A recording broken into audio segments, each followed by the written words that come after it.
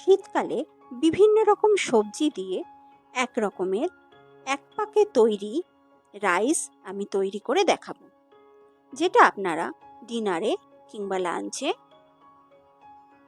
তৈরি করতে পারেন।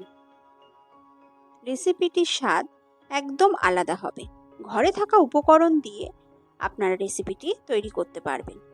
তো নমস্কার বন্ধুরা, সাধনা কিচেন ব্লগে সকলকে স্বাগত জানাই।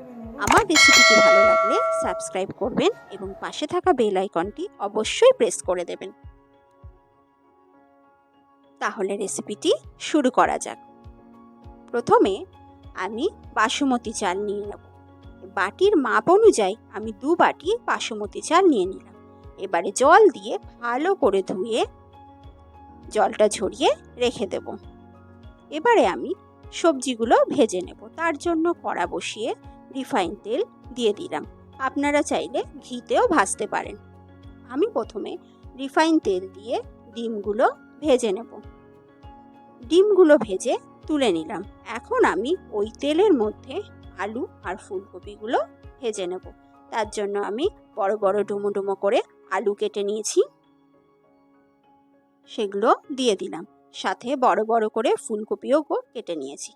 এবার পরিমাণ মতন নুন আর হলুদ দিয়ে নাড়াচাড়া করে একটু ভেজে নেব।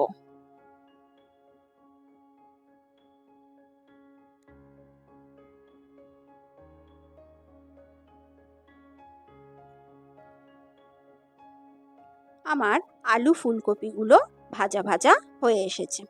এরকমই ভাজা ভাজা হলে তুলে নিতে হবে।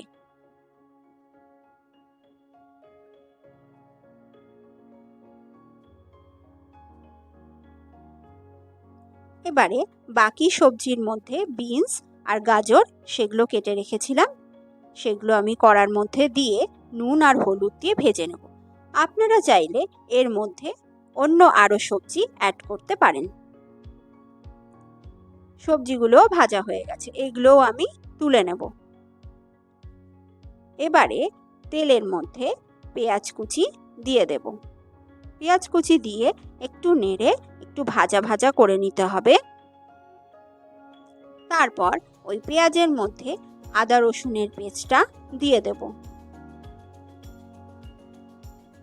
আদা রসুনের পেস্টটা দিয়ে একটু কষিয়ে নিতে হবে। কষানো হয়ে গেছে।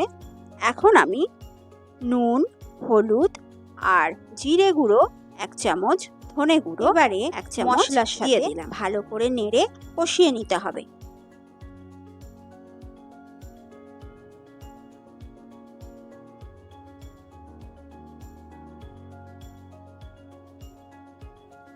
দেখুন মশলাটা কষে গেছে।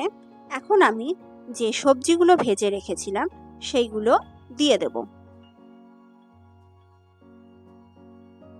আবারও একটু মশলার সাথে সবজিগুলো ভালোভাবে মিশিয়ে নেব।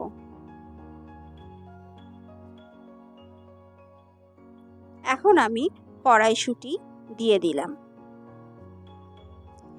কড়াইশুঁটিটা দিয়ে এবারে যে চালটা জল ঝরিয়ে রেখেছিলাম সেই চালটা দিয়ে দেব।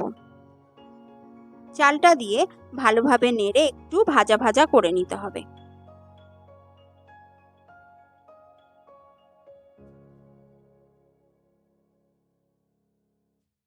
চালটা আমার ভাজা ভাজা হয়ে গেছে। এখন আমি যেই বাটির মাপে চাল নিয়েছিলাম সেই মাপেই আমি 4 বাটি জল দিয়ে দেব। যেহেতু এটা এক পাকে রান্না হচ্ছে সেই কারণে জলটা পরিমাণ মতন দিতে হবে। জলের পরিমাণ ঠিক থাকলে চালটা একদম পারফেক্টভাবে সেদ্ধ হবে আর রাইসটাও ঝরঝরে হবে।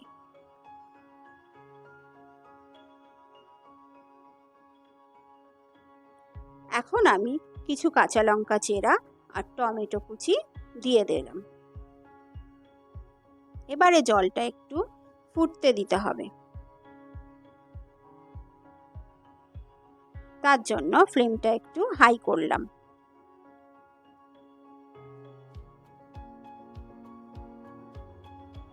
এখন আমি আগে নুন দিয়েছিলাম, তাই পরিমাণ বুঝে স্বাদ অনুযায়ী আর একটু নুন অ্যাড করলাম।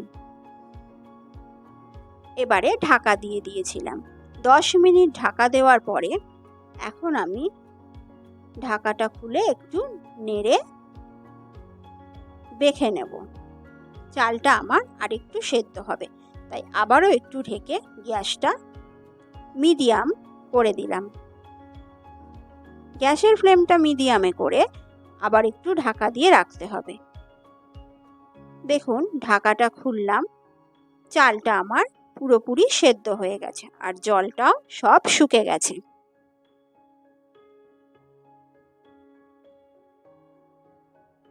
এবার একটু ভালোভাবে নাড়াচাড়া করে নেব।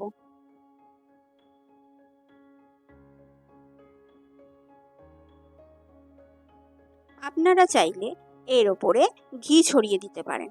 আমি ঘরে থাকা উপকরণ দিয়ে খুব সহজে রেসিপিটি বানিয়েছি, তাই আপনারাও একবার ট্রাই করবেন।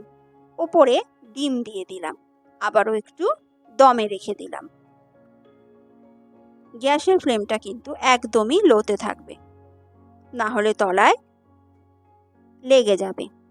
এখন আবারও ঢাকাটা খুলে একটু নাড়াচাড়া করে নিলাম। আমার রেসিপিটা যদি আপনাদের ভালো লাগে তাহলে কমেন্টে অবশ্যই জানাবেন, আর বাড়িতে একবার ট্রাই করে আমাকে জানাবেন রেসিপিটি কেমন লাগলো। বন্ধুদের সাথেও শেয়ার করবেন, আর অবশ্যই সাবস্ক্রাইব করবেন আর পাশে থাকা বেল আইকনটি প্রেস করে দেবেন, যাতে নতুন কোনো রেসিপি আসলে আপনাদের কাছে নোটিফিকেশনটি পৌঁছে যায়। এবার একটু ধনেপাতা ছড়িয়ে দিয়ে আবারও একটু নেড়ে নিলাম। এবারে গ্যাসটা অফ করে দেব।